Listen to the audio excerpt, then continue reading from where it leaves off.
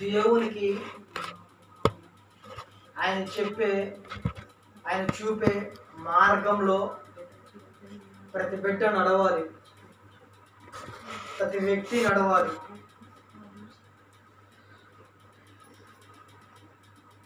నమ్మలేని మనుషులను నమ్ముతున్న ప్రజలు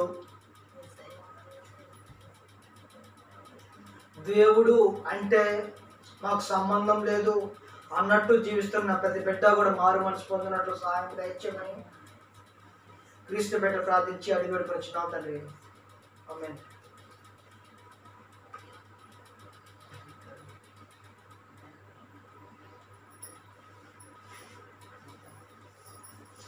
కీర్తనలో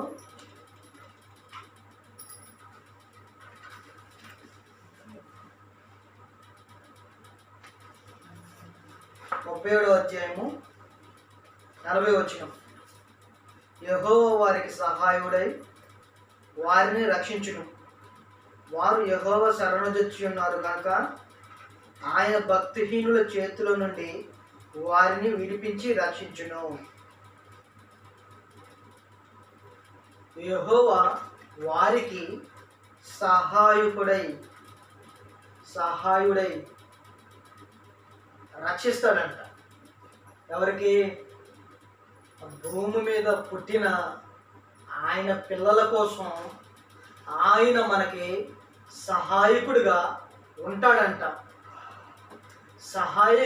సహాయకుడిగా ఉంటున్న ఆ దేవుడు ఏమంటున్నాడంటే, మిమ్మల్ని నేను రక్షిస్తాను, అలాగే భక్తిహీనుల చేతిలో నుండి మిమ్మల్ని విడిపిస్తాను అంటున్నాడు. భక్తిహీనులు ఎవరండి? భక్తిహీనులు అంటే ఎవరండి అంటే కేవలం దేవుడు అంటే వాళ్ళు చెప్తారు, దేవుడు చెప్పిన మాటలు వాళ్ళు ఆచరించడం, వాళ్ళే భక్తిహీనులు. అబద్ధాలు చెప్తూనే ఉంటారు, మంచి చెడు తెలిసి పొరపాట్లు చేస్తూనే ఉంటారు. అలాంటి భక్తిహీనుల చేతుల నుండి మిమ్మల్ని విడిపిస్తూ రక్షిస్తానంటున్నాడు దేవుడు. అలాగే మీకు సహాయకుడిగా ఆయన ఉంటాను అంటున్నాడు. ఈ రోజులో ఎవరండి సహాయం చేసేది? అసలు దేవుడు సహాయం చేస్తాడా? ఆయన మనుషులకి ఏ రూపంలో ఏ విధంగా ఆయన మనకి సహాయం చేస్తాడు? ఆనాడు భక్తులకు సహాయం చేశాడు, వాళ్ళు ఉన్న దేవుడిని ప్రకటించారు. అయితే ఈనాడు ఉన్న దేవుడు కోసం సహాయం కోసం ఆరాటపడుతున్నారు. అయితే ఆ దేవుడు కోసం ప్రచురించట్లేదు. దేవుని నుండి మనకు అన్నీ కావాలి, ఆయన పని మాత్రం మనం చెయ్యం. ఆయన లక్ష్యం మనకు కావాలి, ఆ దేవుడి యొక్క కృప మనకు కావాలి. అయితే ఇక్కడ దేవుని నుండి మనం అన్ని పొందుకోవాలి, కానీ ఆ దేవుడు మన కోసం ఆయన ఏర్పాటు చేసిన ప్రణాళిక ఏంటి? మన జీవితంలో మన భక్తిని ఎలా అభివృద్ధి పరుచుకోవాలి? భక్తిహీనులు అంటే ఎవరు, ఎలా కనిపెట్టాలి, వారితో మనం ఎలా జీవించాలి, వీటన్నిటి నుండి మనం జ్ఞానం సంపాదించుకోవాలంటే ఎలా అంటే మనము భక్తిలో ఉండాలి. భక్తి అంటే కేవలం ప్రార్థన, దేవుని మాటలు కాదు. దేవుడు చూపిన మార్గంలో, సత్యంలో మనం జీవించాలి, నడిపించాలి, నడిపించబడాలి. అలాంటి భక్తి జీవితాన్ని దేవుడు తన పిల్లల నుండి కోరుకుంటున్నాడు. ఆ కోరుకుంటున్న దేవుడు కోసం మనం కష్టపడాలి. కష్టపడుతూ ఆయన చెప్పిన ప్రతి మాటను మనం పాటించాలి. అందుకంటున్నాడు ఇక్కడ,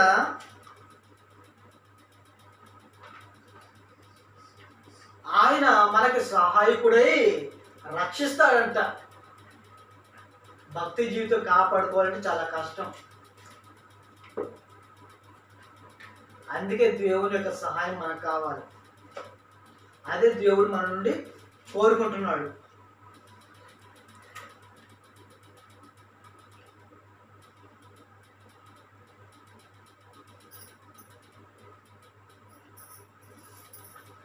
ముప్పై 39వ వచనం, యెహోవాయే నీతిమంతులకు రక్షణాధారము, బాధ కలుగునప్పుడు ఆయనే వారికి ఆశ్రయదుర్గము.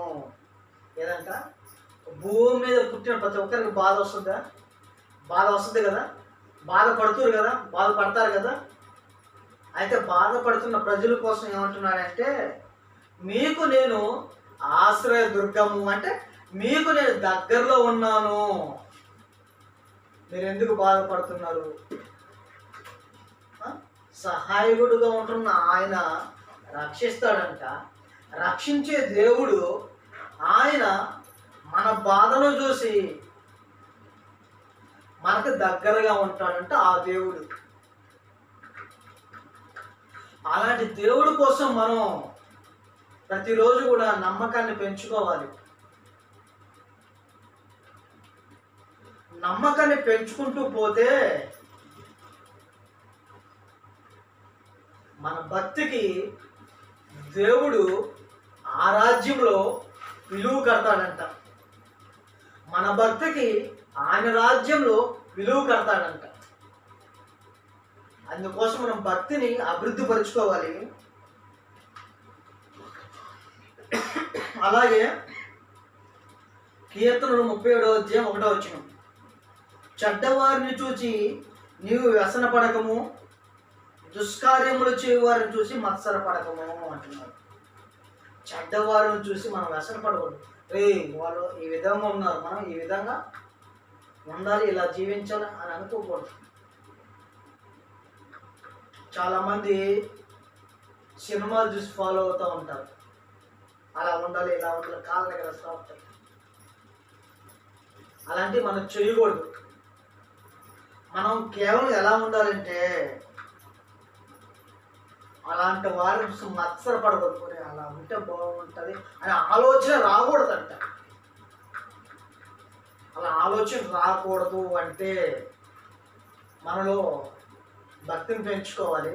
ఒకవేళ అలాంటి ఆలోచనలు వస్తున్నాయి అని అంటే మనలో భక్తి లేదు అన్నట్టే దేవుడు చెప్తున్నాడు. అలా జీవించకుండా మనం జీవించాలి. అలాగా మనం క్రీస్తు ఏ మాదిరిగా మనకి మార్గదర్శిగా ఉన్నాడో అలాగే మనం ఇతరులకి ఒక ఆదర్శంగా ఉండాలి. ఆదర్శంగా ఉంటే మనం చెప్పుకుంటాం కదా, ఇప్పుడు అపోస్తలుడైన పౌలు వలె మనం జీవించాలి, ఒక సమూయేలు వలె,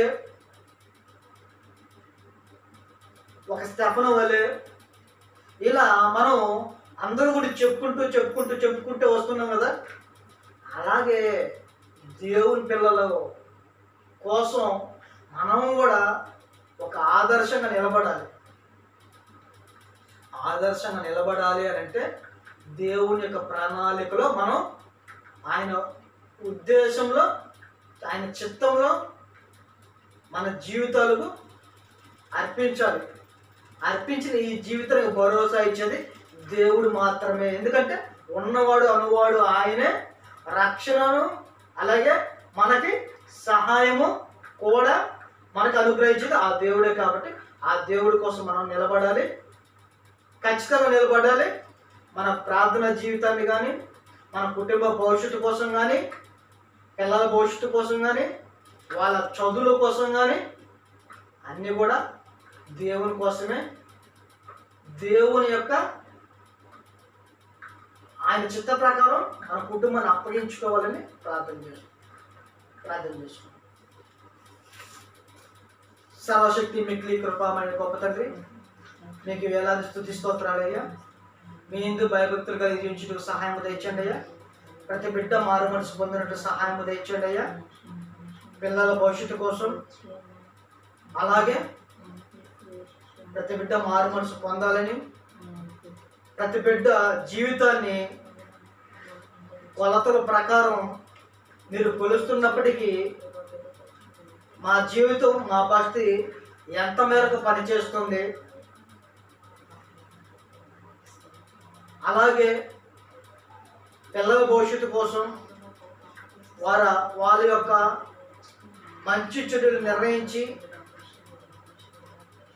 వారి కోసం ఏర్పాటు చేసిన ప్రతి ప్రణాళికలను నెరవేర్చమని, ఇక్కడ కూర్చున్న ప్రతి బిడ్డను జ్ఞాపకం చేసుకోమని, వారి చుట్టూ మీకు కంచి వేయమని, ప్రతి బలహీనత, ప్రతి సమస్య నుండి విడిపించి,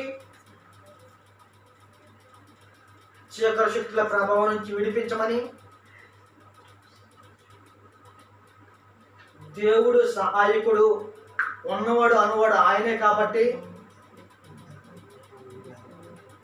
వారి చుట్టూ మీరు ఉండి నడిపించమని, ప్రతి బిడ్డ దీవించబడులను సహాయం తెచ్చమని క్రీస్తు పెట్ట ప్రార్థించి అడిగి వచ్చినాం తండ్రి. ఆమేన్.